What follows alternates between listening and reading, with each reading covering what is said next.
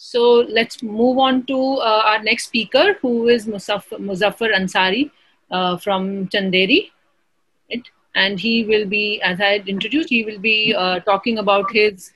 He is a member of the community himself, and he's going to share his own experiences of how he's kind of mobilized his own community. So, and his presentation will be in he will be speaking in Hindi, right? And his translations will be put in the chat box and in the PowerPoint presentation. तो मुजफ्फर जी, आपका स्वागत है. तो मैं presentation आपके लिए share करती हूँ, तो फिर आप बताइएगा मुझे. आपको आवाज आ रही? जी जी जी, आवाज आ रही है. जी, मैं आपकी प्रेजेंटेशन आपको आ रही है आवाज? हाँ जी, हाँ जी, जी. सारे लोगों को मेरा पुरखुरूस आदाब, नमस्ते. जी, आपको दिखाई दे रहा है? स्क्रीन दिखाई दे रहा है? जी जी, मेरे को बता दीजिएगा जब अगली स्लाइड पे जाना है, तो आप मुझे बता दीजिएगा. जी जी. तो नमस्ते, मैं सभी लोगों को नमस्ते करता हूँ. मैं बात कर रहा हूँ एक छोटे से कस्बे चंदेरी की, जो भारत के हृदय स्थल मध्य प्रदेश के उत्तर में बेतवा और उर्वशी नदियों और विंध्याचल पर्वतों की सुरम्य वादियों से घिरा हुआ है. आज चंदेरी का भले ही कोई अहमियत ना रखता हो, परंतु इस हकीकत से इनकार नहीं किया जा सकता कि भारतवर्ष की हजारों साल की तरक्की, संस्कृति और विरासत में इस शहर का नाम काबिल जिक्र रहा है. प्राग ऐतिहासिक काल से प्राचीन काल, मध्यकाल से आधुनिक काल की अच्छी बुरी घटनाओं का साक्षी रहा चंदेरी अपनी विरासत और अपने अतीत को धुंधली तस्वीरों की तरह से देख रहा है.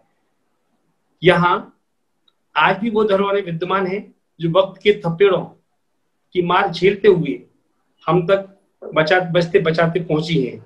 सफर पूरा करने में हम तक पहुंची मानव सभ्यताएं, हजारों शैल चित्र, पाषाणकालीन समाधियां, उनके हथियार, गुफाएं क्षेत्र में आदि मानव द्वारा चलाई गई गतिविधियों का साक्षी हैं.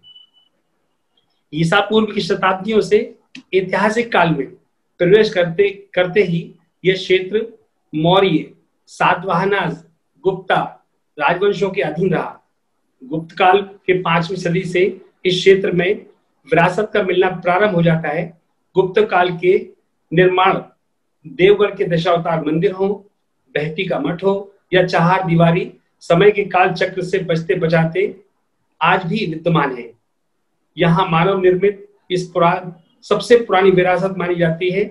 7वीं शताब्दी से लेकर 13वीं शताब्दी तक भवन, बावड़ियां, प्रतिहारों, चंदेरों, कछवाहों और दूसरे राजवंशों की हजारों यादगारें यहाँ बिखरी पड़ी हुई हैं.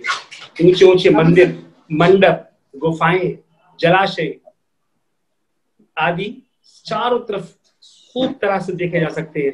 और ये खुशहाल जिंदगी, उपजाऊ भूमि और शासकों का कला प्रेम बखूबी दर्शाते हैं. जैन संप्रदाय भी इसमें पीछे नहीं रहा. गोपालचल पर्वत, भीमसेन के पर्वतों या खंडारगिरी की गुफाएं, जिसमें दिगंबर साधुओं के उपासना स्थल बने हुए हैं, सैकड़ों मूर्तियां देश देश में अपना स्थान बनाने में सफल रही हैं. परंतु 12वीं शताब्दी से 13वीं शताब्दी के इसके विकास का सूर्य मध्यम पड़ने लगा. चंदेरी गुमनामी के अंधेरों की तरफ अग्रसर होने लगा तथा 14वीं सदी के प्रारंभ में दिल्ली के सुल्तानों की नजर जब इस छिपे हुए नगर पर पड़ी, उस समय दिल्ली से दक्षिण जाने वाले मुख्य मार्ग बुंदेलखंड की गंगा कही जाने वाली बेतवा यहाँ से गुजरती थी. सुल्तानों ने भी पिछले शासकों के नक्शे कदम पर चलकर इस खोई हुए वैभव को बचाने को चमकाने के लिए पूरा योगदान दिया और एक नई स्थापत्य कला का परिचय कराया. यहाँ इस्लामिक फन तामीर के शहर पनाह, तालाब, कुएं, बावड़ियां, मस्जिदें, मीनारे और सराय बनवाकर अपनी मजबूत पकड़ का एहसास कराया. नगर अपना विस्तार कर रहा था. सन 1342 में जब तुगलकों के मंत्री अफ्रीका के इब्ने बतूता ने अपने सफरनामे में चंदेरी में लिखा कि हिंदुस्तान के बड़े शहरों में से एक शहर है, यहाँ के बाजारों में बहुत भीड़ होती है और यह दिल्ली से दक्षिण जाने वाले मुख्य मार्ग पर स्थित है।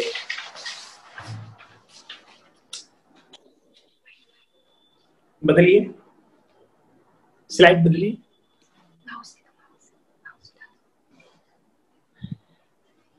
यूं तो चंदेरी पूरा शहर ही विरासतों से भरा हुआ है।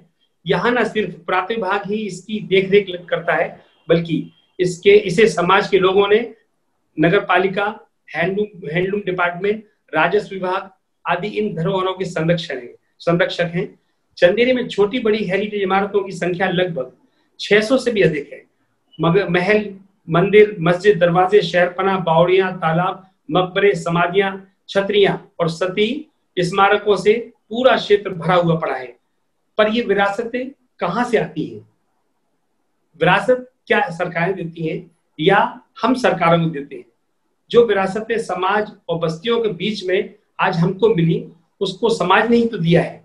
आज भले ही वह सरकारों द्वारा संरक्षित हो गई हो, पर सरकार को तो ये विरासतें समाज के बीच में से निकाल के ही दी गई हैं। ये अलग बात है कि वो संरक्षण के बाद सरकारों ने उन विरासतों का तो ख्याल रखा, पर उसके पड़ोस में रहने वाले लोग उन लोगों से उतना ज्यादा टच में नहीं रहे।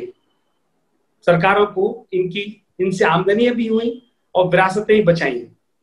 इस कारण स्थानीय लोग कहीं इस विरासत को पिछले लोगों का तोहफा तो मानते हैं, पर ऐसा भी लोग कहते हैं कि अपने आसपास की विरासत को का होना अच्छा नहीं है।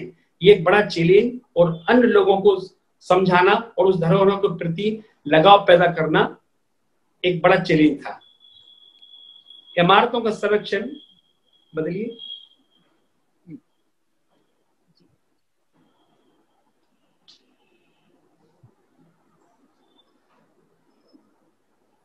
इमारतों का संरक्षण हम मानते हैं कि पिछली पीढ़ियों ने हमको तोहफे में दिया, और हमारा दायित्व भी है कि इनको बचाकर आने वाली पीढ़ियों को सौंपें। इमारतें वाकई में बचाई गई, फिर वह चाहे 5वीं सदी का बहटी मठ हो, काजियों की बावड़ियां हो, सुल्तानी मस्जिद हो, राजा दुर्जन सिंह की समाधि हो, ये सभी एक बड़ा चैलेंज था बचाने का। हमारी जागरूकता से विरासतों को हम बचाने की ओर कदम बढ़ा रहे हैं, उनके मूल रूप को बचाने के लिए आगे कदम बढ़ा रहे हैं। कभी लगता है कि हम समाज लोगों को इस विरासत की अहमियत बताकर जागरूक कर रहे हैं। क्या संरक्षण करने वाली संस्थाओं को भी जागरूक होना चाहिए? लगता है हाँ, वरना वे दिन दूर नहीं कि हजारों साल की विरासत हम तक तो पहुंच गई, शायद हम इनको 100 सालों में ही ना खो बैठे।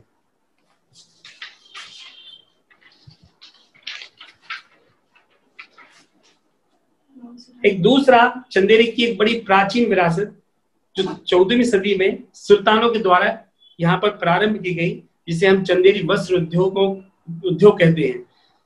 14वीं सेंचुरी में सल्तनत काल में शुरू हुए चंदेरी वस्त्र उद्योग ने 700 सालों का सफर पूरा किया है। बहुत सारे उतार चढ़ाव देखे हैं। सुल्तानों का दौर देखा है, बादशाह, नवाबों और राजे महाराजों का भी दौर देखा है।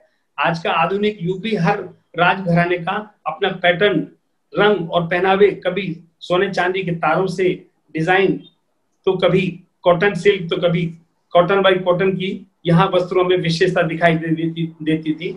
डिजाइनों को पिछले लोग कागज पर हाथ से बनाने का सिलसिला जारी रखते थे, और एक एक डिजाइन में 2-2, 3-3 महीने लग जाते थे। जितना बड़ा डिजाइन हो उससे उतना उसमें वक्त लगता था। आज का कंप्यूटर दौर भी देखने को मिला। सैकड़ों सालों के डिजाइनों की विरासत भी कपड़ों की शक्ल में सुरक्षित रखना आसान न था। कुछ बचे भी तो शाही परिवारों में। धीरे धीरे कुछ कलेक्शन मिलना शुरू हुआ। कई संस्थानों ने बहुत कुछ बचाया, मध्य प्रदेश हैंडलूम, बुनकर विकास संस्था और मास्टर बुनकर आदि। पर आज भी टेक्नोलॉजी से सबसे ज्यादा काम किया गया 2009 में, जब श्रीमंत ज्योतिरादित्य सिंधिया जी के नेतृत्व में एक संस्था डिजिटल एम्पावरमेंट फाउंडेशन ने यहाँ कदम रखा और नई जनरेशन को नई तकनीक से डिजाइनों को बनाना और बनाए रखने के लिए ट्रेन किया। तब से अब तक लगभग 18,000 डिजाइनों को डिजिटल किया गया और इससे कम 10 परिवारों के नौजवानों को रोजगार मिला, जो आज डिजाइन बनाने में दक्ष हो गए हैं और वो दूसरे लोगों को ट्रेन कर रहे हैं। ना सिर्फ ये डिजाइन ही बना रहे हैं, बल्कि आज की टेक्नोलॉजी का यूज करके अपने प्रोडक्ट को पूरी दुनिया में इंडिविजुअल तौर पर किसी मिडिल मैन को साथ में ला करके बेच रहे हैं। और ये आज ये कहा जा सकता है कि चंदेरी मध्य हिंदुस्तान के उन बड़े शहरों में का बुनकरों शहरों का एक जगह है जहां सबसे ज्यादा कमाई करने वाले लोग आज इस शहर में रहते हैं, जिन्होंने नई टेक्नोलॉजी का इस्तेमाल किया और दुनिया में दौड़ लगाई।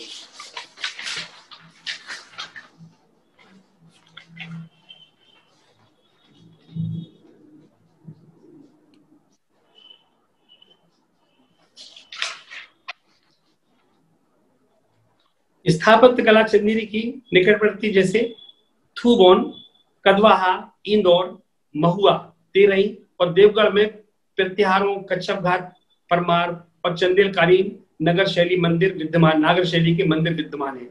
नगर में आज भी लगभग आधे मकान, जिनको हम कह सकते हैं तो 3000 मकान जो बने हुए हैं, वो मकानात सारे लोकल मटेरियल से पत्थर, गारा, मिट्टी और उस पर बड़े बड़े पत्थरों को ढाक करके एक पुरानी कला को जिंदा रखा है। और ये आज की टेक्नोलॉजी से ज्यादा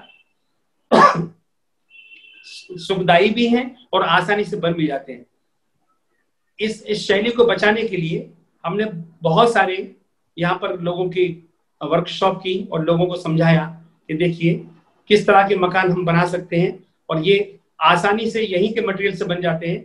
हम आज की टेक्नोलॉजी दौड़ रहे हैं, जो टेक्नोलॉजी ज्यादा लंबी नहीं चलती, बल्कि हमारी जो टेक्नोलॉजी हिंदुस्तान की जो स्थापत्य कला है वो हम सैकड़ों साल, हजारों साल के आज तक हम देख रहे हैं यहाँ पर जो मौजूद है।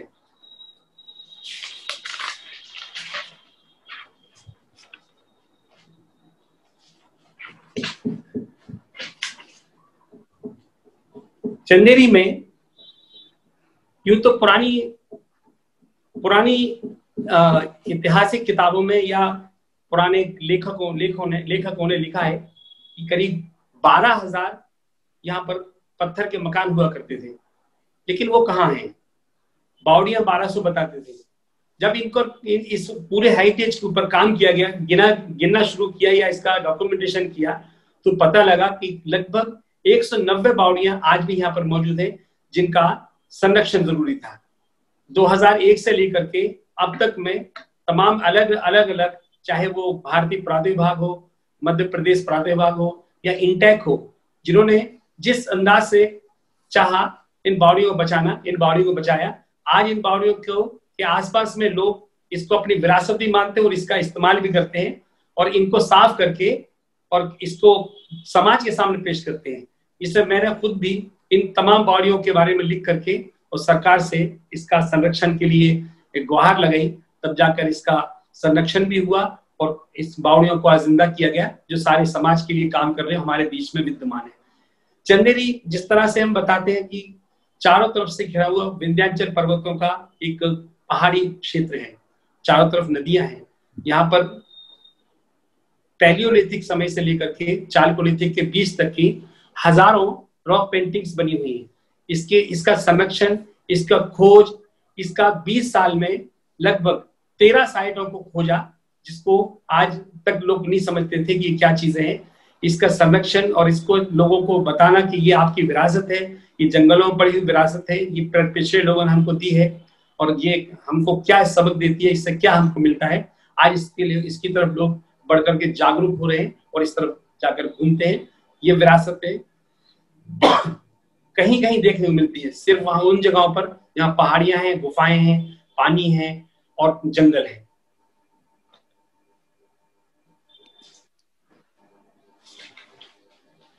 यहाँ विरासत न सिर्फ हमारा बिल्ट हेरिटेज ही है, बल्कि हमारी बुंदेली विरासत में तमाम ऐसी विरासतें भी हैं, जैसे हमारे लोकगीत हैं,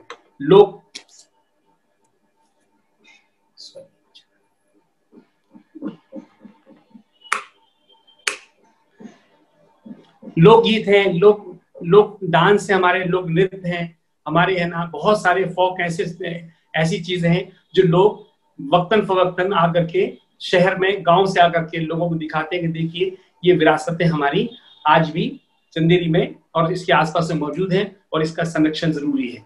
जब ये संरक्षण, इसके संरक्षण की बात आई तो 2002 से एक कल्चरल प्रोग्राम हमने स्टार्ट किया, जिसमें चाहे वो देशी पर्यटक हो या विदेशी पर्यटक हो, उनको गा गा करके उनकी कला को उन तक पहुंचाया। आज इतना मशहूर हुआ वो कि जितने भी पर्यटक चंदेरी आते हैं वो उन कलाओं को कहते हैं कि हमको दिखाइए, हम बुंदेली कला को देखना चाहते हैं, उनका नाच देखना चाहते हैं, उनके गाना। उसी तरह से हमारे बुनकर भाई जो बुनकरी में इन्वॉल्व हैं, उन्होंने भी अपनी कला को न सिर्फ एंजॉय किया बल्कि अपने काम में इन्वॉल्व होने के बाद में भी, और उसको खटके के म्यूजिक और करगे के म्यूजिक के साथ में गाना शुरू किया। और उनके खटकों के साथ में घरों में से उनकी विरासत की आवाज आती है, उनके गाने की आवाज आती है। और बुंदेली गीत हो या कबीरदास जी के दोहे हो, वो घरों की आप गलियों से निकलिए तो आपको हर जगह खट खट खट खट आवाज और उनके साथ में उनकी गाने की आवाज सुनाई पड़ती है। मुजफ्फर जी, मैं इसको प्ले कर दूं थोड़ी देर के लिए? जी, बैटरी जा रही है।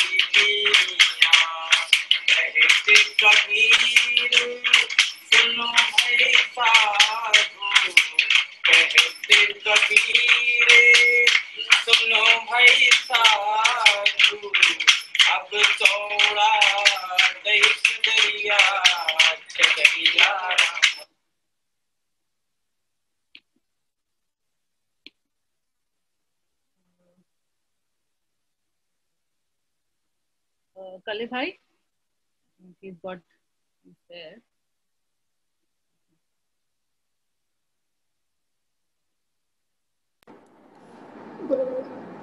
जी, आवाज आवाज आ रही है जी, बोलिए जी। तो ये हमारी विरासतें हैं जो यहाँ पर जो है ना बुंदेलखंड में सैकड़ों सालों से चली आ रही है। आज ये लुप्त की कगार पर थी, लेकिन इनको बचाने के लिए एक बड़ी मुहिम छेड़ी और जवान लोगों को जोड़ा और साथ में इस तरह से इनका आम लोगों के बीच में इनकी कला को लाए कि आज इसके सारे लोग दीवाने हैं।